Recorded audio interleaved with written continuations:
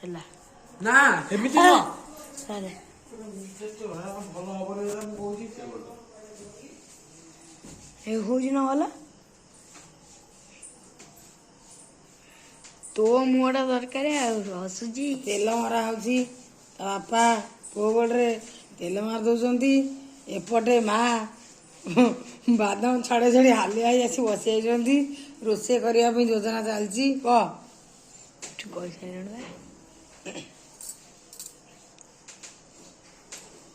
ଆଜି କ'ଣ କ'ଣ ରୋଷେଇ ଆଇଟମ୍ କ'ଣ ହବ? ମା ପଚାରୁନୁ କ'ଣ ଆଇଟମ୍ ହବ? ଆଜିର ଆଇଟମ୍ ହବ ରୁଟି ଡାଲମା ଖଟା ପାସେ। ଡାଲମା ଭିଡ଼ିଓ ହଉଛି କିଛି କୁହ ନା।